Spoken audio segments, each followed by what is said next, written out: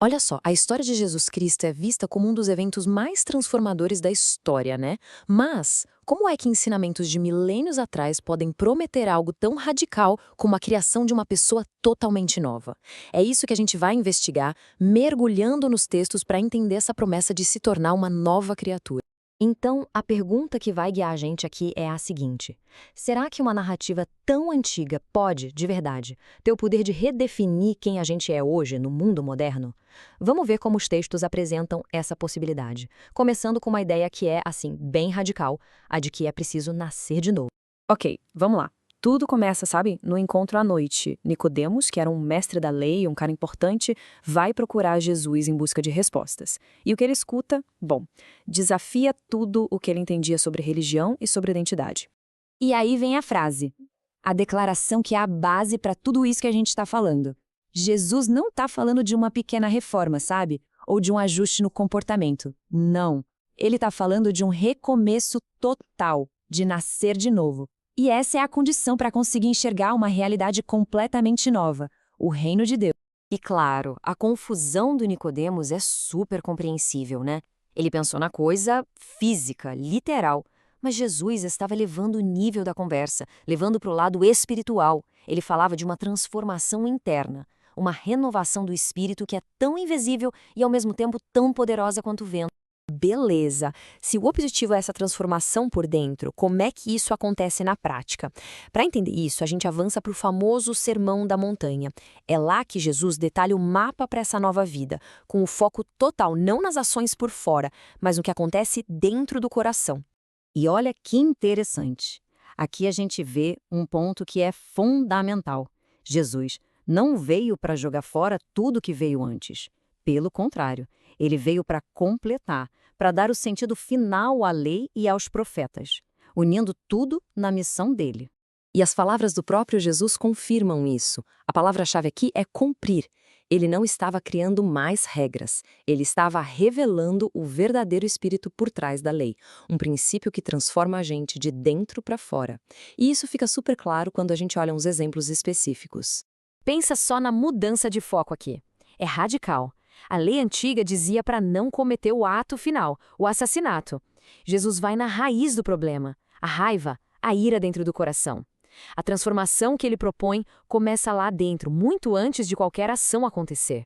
E a gente vê exatamente o mesmo padrão aqui. A lei antiga focava no ato físico do adultério. Jesus, de novo, vai mais fundo. Ele trata da intenção, do desejo que nasce no coração. A pureza que essa nova criação exige é total, começa lá nos pensamentos. Mas não era só com palavras que essa transformação acontecia. As ações de Jesus também mostravam esse foco na cura interior.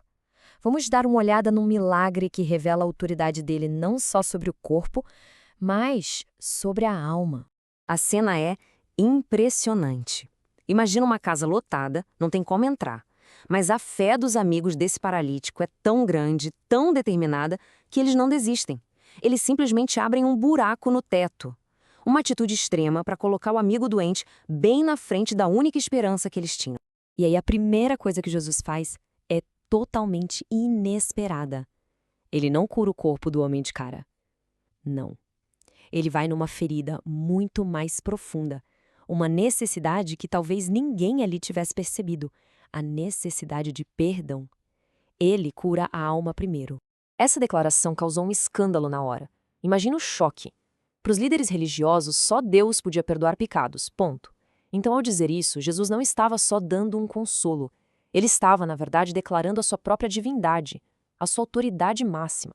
E então, para provar que ele tinha mesmo autoridade para perdoar pecados, ele faz o milagre físico.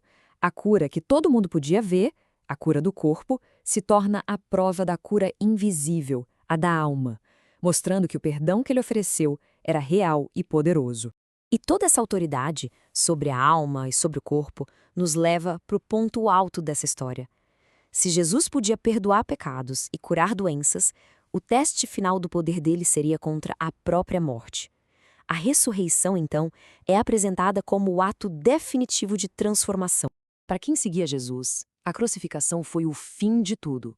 A esperança estava morta e enterrada. Mas 3 dias depois, o impossível aconteceu. A pedra do túmulo foi rolada, e a tumba que devia guardar um corpo estava vazia. A morte não deu a última palavra. Esse túmulo vazio é o grande ponto de virada da história. É como se, de um lado, a gente tivesse Jesus antes da ressurreição e, do outro, Jesus depois. Esse evento conecta tudo, prova que a morte foi vencida e dá início a uma nova realidade.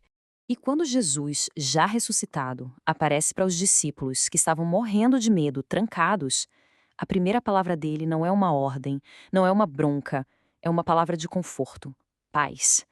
É a paz que vem da vitória sobre o nosso maior inimigo, a morte. E tudo isso nos traz de volta para o começo. A vida, os ensinamentos, a morte e a ressurreição de Jesus, nada disso é apresentado só como um fato histórico. É, na verdade, um convite aberto para uma transformação pessoal e profunda. E a resposta para esse convite está perfeitamente resumida nesta frase, tirada de uma oração de entrega. É uma declaração de fé de que a transformação que foi prometida é real e está disponível. A pessoa que acredita nisso se vê como alguém fundamentalmente novo. Então, no fim das contas, o que significa ser uma nova criatura? Bom, de acordo com os textos, é uma renovação completa. O passado, apagado pelo perdão. As correntes do pecado, da culpa, são quebradas. E uma vida inteiramente nova, com um novo propósito, começa. E com isso, a gente termina com uma reflexão. A história que a gente viu é uma história de poder, de perdão e de uma renovação radical. A pergunta que fica ecoando é: num mundo que busca mudança o tempo todo, que parte da nossa própria vida talvez esteja, no fundo, buscando por esse tipo de transformação tão profunda?